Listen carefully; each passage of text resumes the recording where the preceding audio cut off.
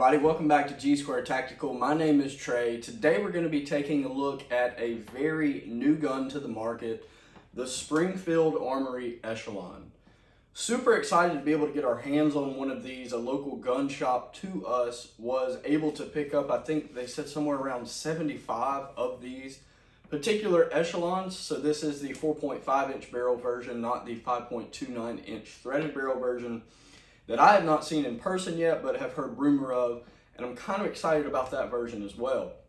When we first picked this gun up, the guy behind the counter was like, this is a very innovative pistol. It is very forward when it comes to innovation in every aspect. And you know, at first I was like, it looks like, from first glance, and I guess I'm saying this because of the stippling on the grip, but it looks like a glorified Hellcat Pro. Not the case at all. Not even close to being the case. This gun is absolutely feature packed. The more that you study it, the more that you look at it, the more you shoot it, the more you just overall fall in love with this gun. So let's get started, okay? Springfield Echelon, brought to us by Springfield Armory, but made by SH Product out of Croatia. This gun is essentially Springfield's step up in the XD series. Now we do have an XDM with us, so this is the XDM Elite, also chambered in 9mm and semi-automatic. Both of these pistols are kind of the lineup that Springfield has been offering in the recent years, right? So many different calibers that they offered in the XDM.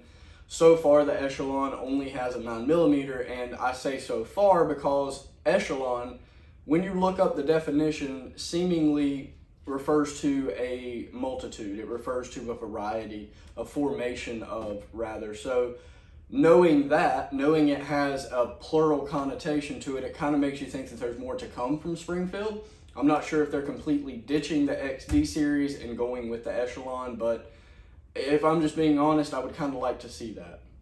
Not because anything's wrong with the XDM, I love my XDM, but this gun is feature packed. A similar size as the Glock 47, this gun, chambered in 9mm, semi-automatic, polymer framed pistol, it's a beauty. It really is. It looks good in all aspects. Whenever you get up really close and personal, it has a really nice stippling, textured grip, also stippling on the thumb rest whenever you are shooting thumbs forward, and it also has stippling on the front of the recoil spring, which is rather interesting to me.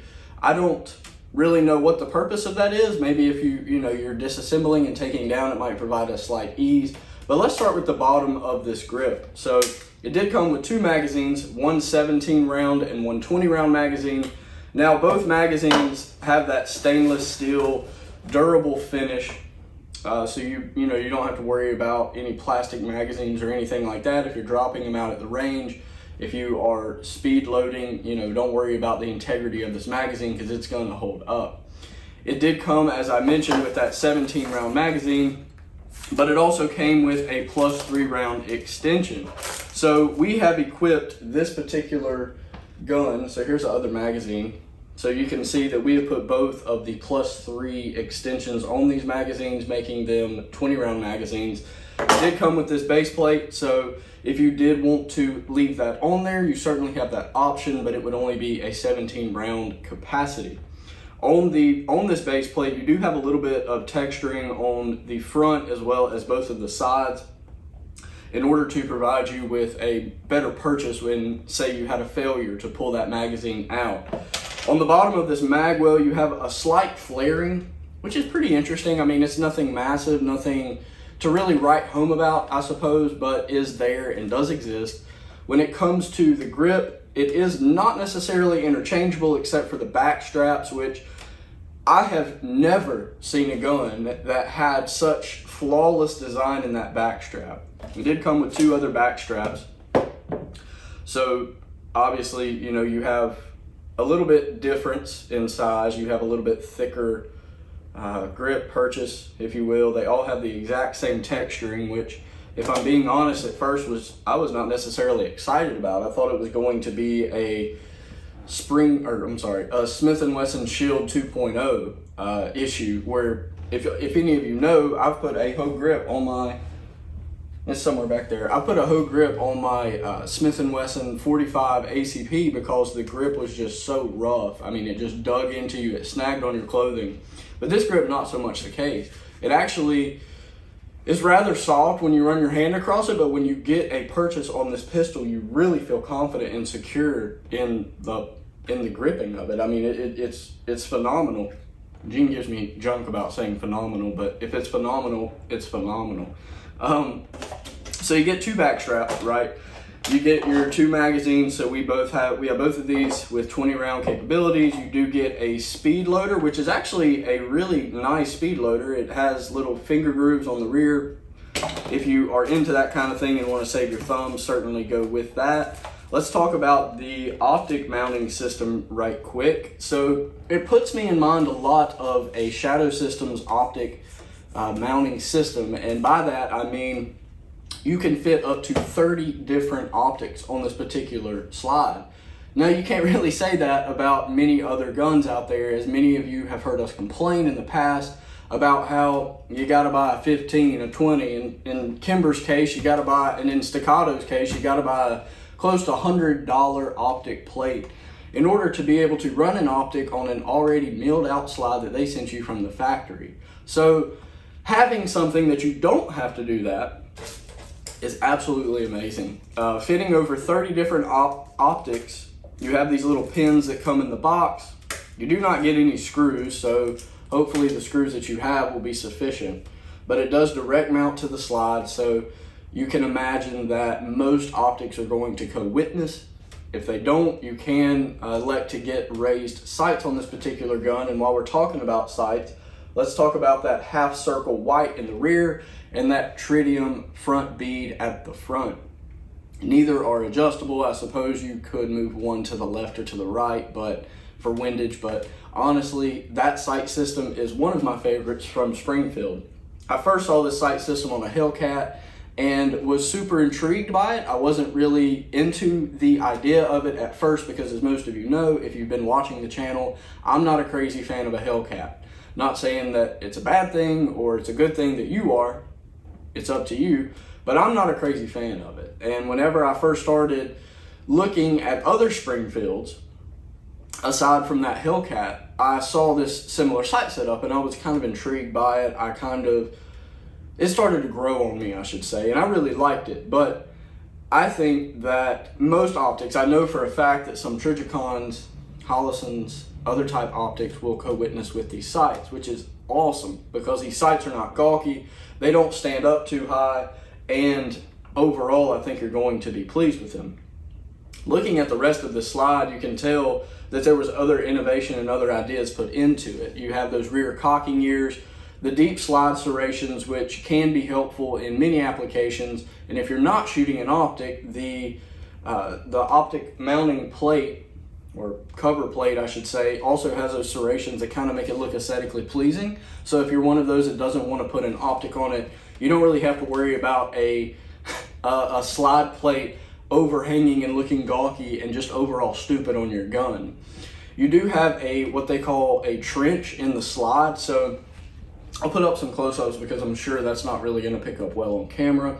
But in the front of this slide, a lot of times serrations on guns will protrude, they'll make it extra gawky, they'll make it not really, you know, I don't know what exactly I'm trying to say, but I know that a lot of slide serrations, I'm trying to find one in the safe that might represent what I'm trying to say a little bit better. I mean, we'll just take, for example, this G3. So this rear slide serration, it kind of stands off on the gun, as opposed to this one where you have that trench and it's kind of, you know, indented into the slide. You can't really find that on a lot of other guns because most companies probably don't even pay attention to that. They just see the serrations and they're like, here, we're going to provide these, we're going to put these on the gun because it'll provide more maneuverability for the shooter, for the owner. But Springfield kind of went that extra mile. They seem to have really invested a lot of time into this particular firearm. I did too. I feel like I just kind of skimmed over it, but I want to talk about these slide cocking ears on the side, on the back of this particular slide. I really like those. I think that they provide a lot of maneuverability for the shooter. It's kind of rare that you see those on any gun other than maybe an H&K. And I really like that. I think it's a really aesthetically appeasing feature, and it also serves a amazing function. When we talk about the barrel, you do have this 4.5-inch barrel. On this particular model, it is cold hammer forged. The slide does have that matte nitride finish and seemingly has been very durable in the short amount of time that we have owned this pistol. The trigger does have a 5-pound trigger pull. It does seem rather crisp. It doesn't seem like it has a lot of take up. And as soon as it resets, you are ready to pull again and break that wall. I actually kind of like this trigger. I know on some of the original Hellcats, I wasn't necessarily a fan of the trigger, but this trigger is actually kind of growing on me.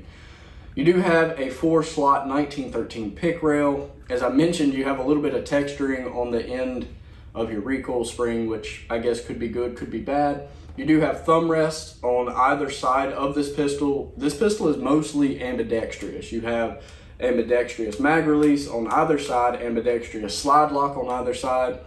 And while we're talking about the slide lock, my first complaint. I'm not crazy about this slide lock. I like its position. I like the fact that it's ambidextrous, but it is not easy to maneuver. I mean, I'm pushing down with every single ounce of strength my thumb has, and I don't have a weak thumb. I got a good thumb. It's a great thumb, actually. And it's not that easy to manipulate. I mean, I'm sure that'll get better after shooting it a little bit, but initial thoughts and impressions is what this video is intended for. When it comes to the takedown, it is a very easy, nice takedown. You lock your slide back, you flip down your takedown lever, gun comes forward, everything's great. When it comes to the internals of this gun, you do have a stainless steel chassis system, which is interchangeable. And I'm looking forward to kind of see what Springfield is going to offer as far as other grip modules go. I think that they're kind of trying to do something similar to what Sig Sauer has done in the past, where you can pull that chassis system out of the lower and put it into other lowers, kind of making it universal in a lot of lights. It makes it fully customizable to you. And, you know, if we're being honest, that is always a great thing. I mean, they are fully packing these guns full of features, so I don't really know what else you're going to want that's going to be customizable. Maybe size, maybe how it feels in your hand, and that would solely be in the grip. I think that, you know, there's a lot, there's nothing left to be desired on this pistol as far as features go, unless it were to come with an optic, I suppose. But that's up to you, because there's so many different ones on the market, and you could pick any one that you wanted. Let's talk about this trigger guard. The trigger guard has ample space for you to be able to put your finger in there if you were, say, wearing a glove. If you had massive sausage-like fingers, you could easily fit your finger in there and manipulate that trigger. The trigger guard has a double undercut and a final rear undercut. It feels very comfortable in the hand and does have that stippling that we see on the grip and the thumb rest on both the front of the trigger guard, the undercut of the trigger guard, and as I mentioned before, on the front of that recoil spring. I don't know why, but that's just very interesting to me why it would be there. One of the first things that Gene asked whenever we picked this gun up, when we were looking at it in the store, was about the back straps. He was wanting to know if it had kind of a extension rather in the beaver tail. They do not. They're just regular flat back straps. So, you know, again, kind of going back to me talking about the universal aspects of this gun, how you can remove that chassis system and put it into another grip module. I think that people will say, like Gene, that like bigger gripped guns, or rather larger gripped guns, ones that you can get more purchase on because there's more surface area to purchase. I think that that might be something you can look forward to in Springfield Armory coming out with a lot of guns. You know, you're set in stone with your Glocks, your Taurus G3 series, because you get what you get. You don't really have the option to upgrade and remove the chassis system and put it into another gun, if that makes sense. So with all of that into consideration, you know, I'm trying to do this gun justice, because at the gun range, I mean, I kind of feel bad now after we probed the gentleman at the gun range, but you know, he should have known what he was talking about, I suppose. But he said this gun was innovative. He said it was full of features. He said it was feature packed. He said it had more features on it than any other gun. And I kind of agree in some senses. I mean, it's kind of like that, the age-old argument that talks about, motor vehicles and coming off the lot with massive amounts of horsepower, you can always upgrade your engine. You can always upgrade your gun. But when it comes to the overall stock function of a firearm and the overall stock features that you receive, that's kind of up to the manufacturer, right? And I think that they've really done this gun justice. Another thing is that it has a really low bore axis in comparison to like a Glock, say. It is not the same bore axis that you would find on those old XD series. It is a lot lower than that. So for those of you that like that, for those of you that like your Glock bore axis, you're really gonna like this bore axis because it is very similar in many ways. So guys, I guess, we're kind of nearing the end.